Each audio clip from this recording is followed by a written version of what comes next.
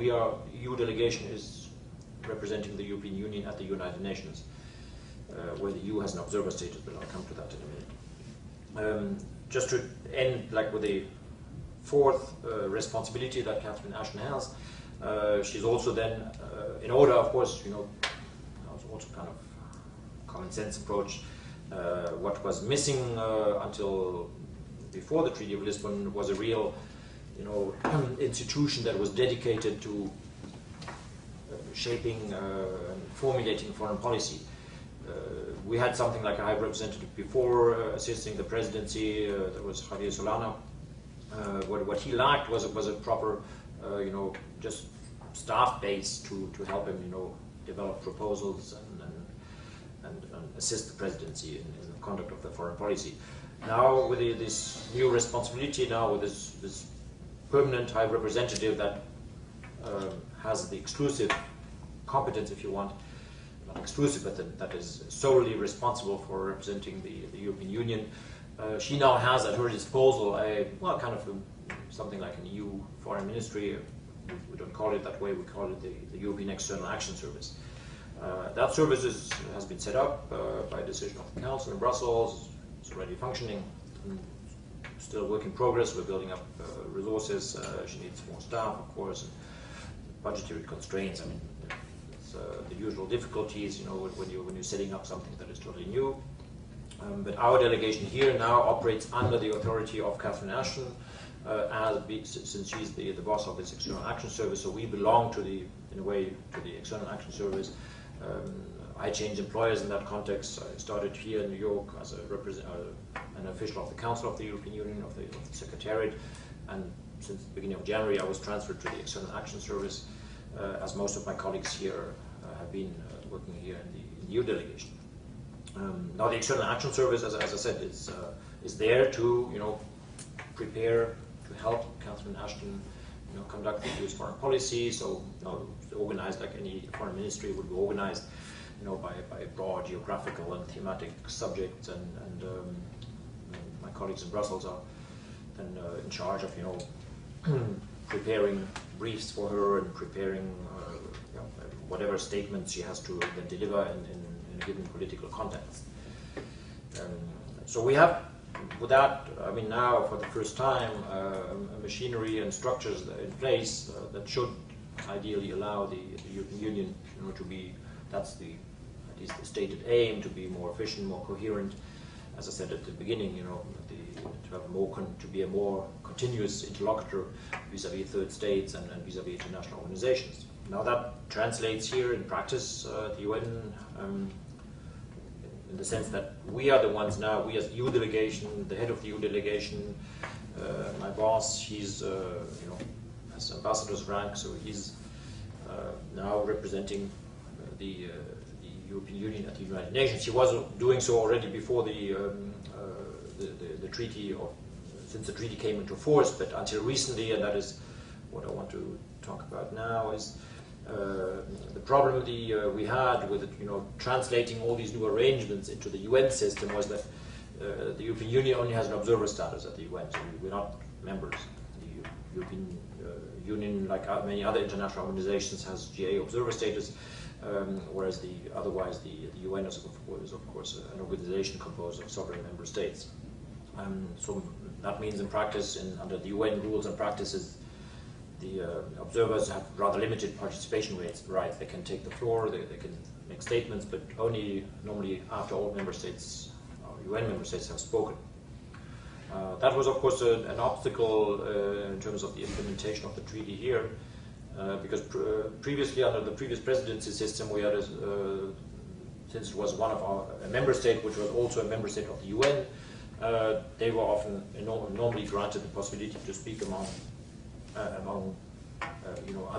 together with other representatives of major groups, traditionally representatives of large groups of member states, like the EU, African group, NAM, G77, as they are all called.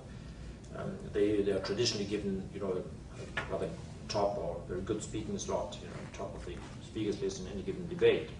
And that is not the case for observers, and now we had new internal arrangements that gave this role of representing the EU took it away from the presidency and gave it to us, but we are only representing an observer entity, an international organization which is not a UN member.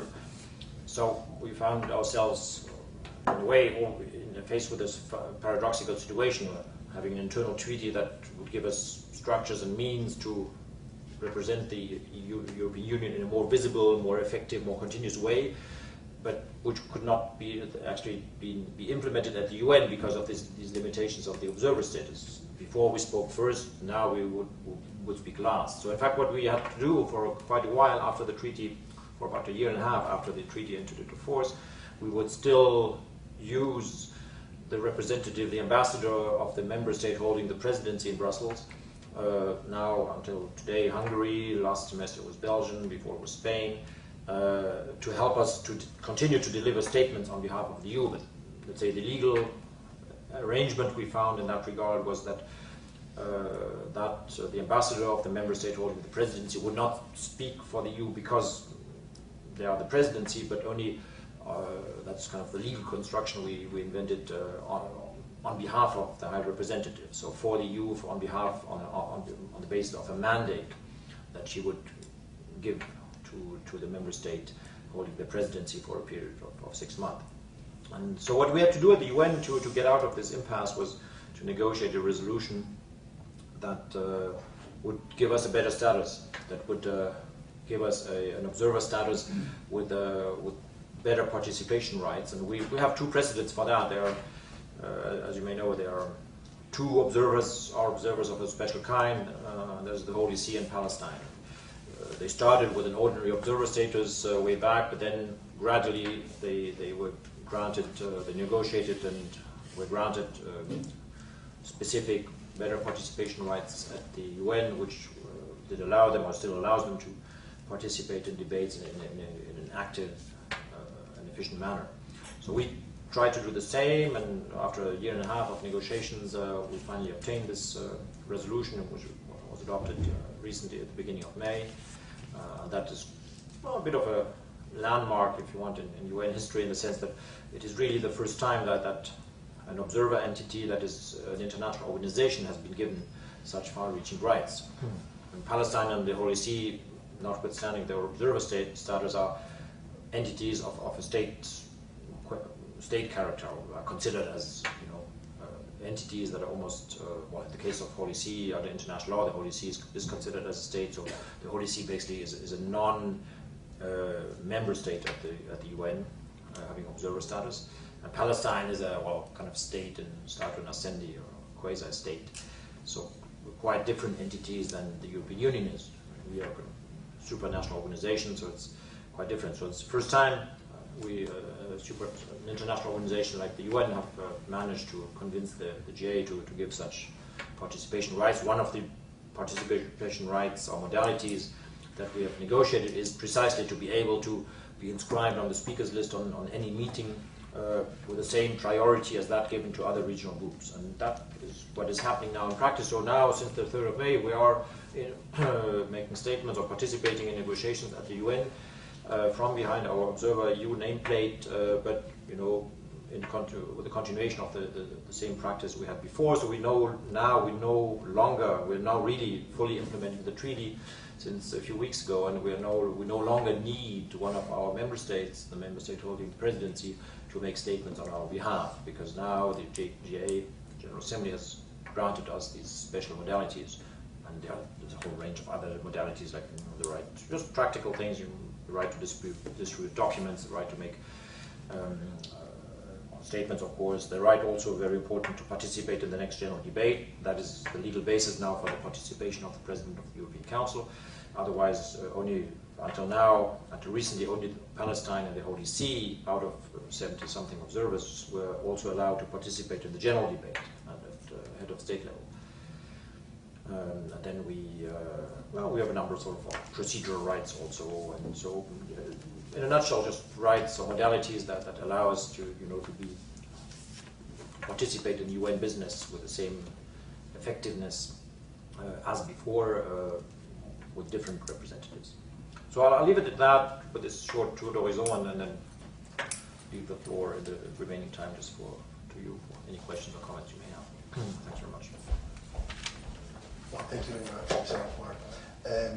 One question I have for you is some kind of question related to perception of the European Union. In many years we have been active as an NGO. One thing that we kept hearing from European Union members of the European Parliament and other representatives coming over to MOU or Colombia and other places, they were saying that often they felt in the, for example, European Parliament as member more of their own country, even within different parties, and kind of assembled together with different parties still from the same country, vis-a-vis being part of the union. Now, with the implementation of the External Action Service, do you think the zeitgeist is maturing toward a sense of real belonging to a union overall? Is there a perceptive change over time that makes us all feel more part of a coherent union, which is actually the ultimate end, I assume? You mean the member states? Yeah. I mean, is there a change in which there's more solidarity with time, at least at the level of policymakers, which we realize how important it is to somehow really recognize the importance of belonging to a union overall?